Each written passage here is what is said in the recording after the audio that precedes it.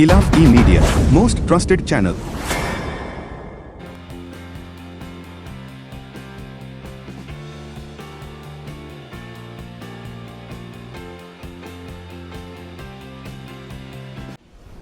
महाराष्ट्र राज्य में चलती ट्रेन के अंदर एक दिल दहला देने वाली घटना घटी, जिसमें एक रेलवे पुलिस कांस्टेबल ने 3 यात्रियों और एक पुलिसकर्मी की गोली मारकर हत्या कर दी। भारतीय मीडिया रिपोर्टों के अनुसार रेलवे सुरक्षा बल के एक railway police constable Chetan Singh ने सोमवार सुबह महाराष्ट्र के पालघर रेलवे स्टेशन के पास एक ट्रेन में 3 मुस्लिम यात्रियों और चौथे सहायक उप निरीक्षक सहित 4 लोगों की गोली मारकर हत्या कर दी।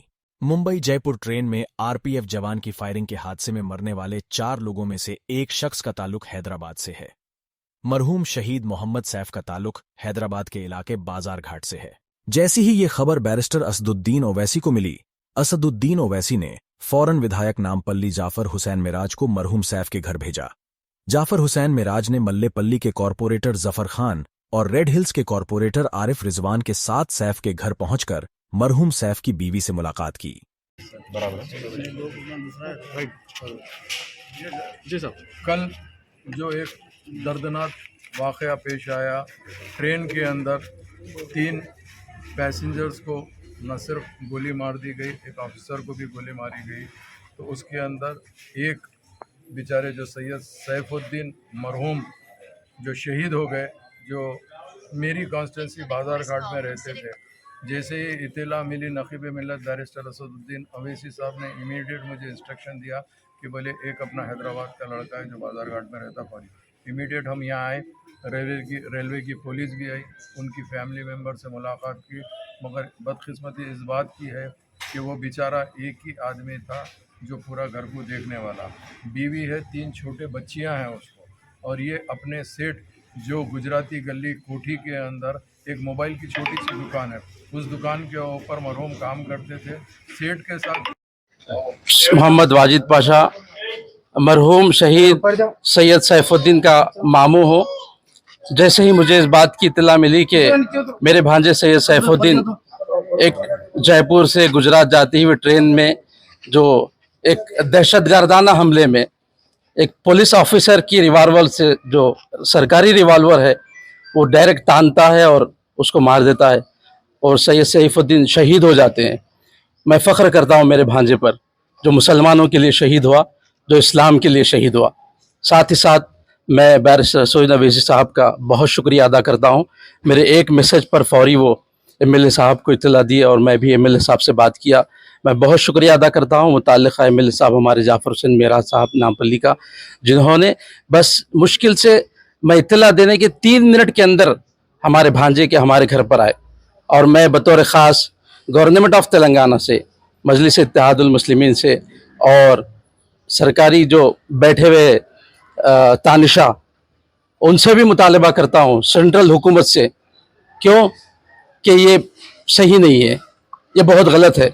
जैसा कि कहा गया कि दहशतगर्दाना हमला है, यकीनन ये दहशतगर्दाना हमला है। पक्की और मजबूत रिपोर्ट ये है कि मेरे भांजे मुतशर्रे हैं, माशाअल्लाह, नमाजी हैं, दाढ़ी रखते हैं, उनके साथ सेठ उनके साथ हैं। उस सेठ का ये बयान है कि उनका नाम पूछा गया और पूछकर मारा गया। कैसी बात है ये, बताइए आप? इंसानियत है, सबका साथ, सबका विकास, सबका विश्वास। कैसा विश्वास, कैसा विकास, कैसा साथ, समझ से बाहर है ये बात। बहरहाल गुजारिश यही है आप हजरात के चैनल के ज़रिए एमआईएम पार्टी से, केसीआर साहब से, कि 10 लाख इसका कोई बदल नहीं है, कोई बदल नहीं है। हम तो ये बिल्कुल कबूल करने तैयार नहीं है। 3 मासूम, 6 महीने की एक लड़की, 2.5 साल की एक लड़की, 6 साल की एक लड़की है। ये बच्चियों की मुकम्मल तालीम होना चाहिए। इनकी अहलिया जो माशाल्लाह से ग्रेजुएशन है, उनको मुकम्मल मजबूत सरकारी मुलाजिमत मिलना चाहिए। और कम अज़ कम इनके लिए 5 करोड़ रुपए का हम डिमांड करते हैं और 5 CR का मुतालबा है हमारा।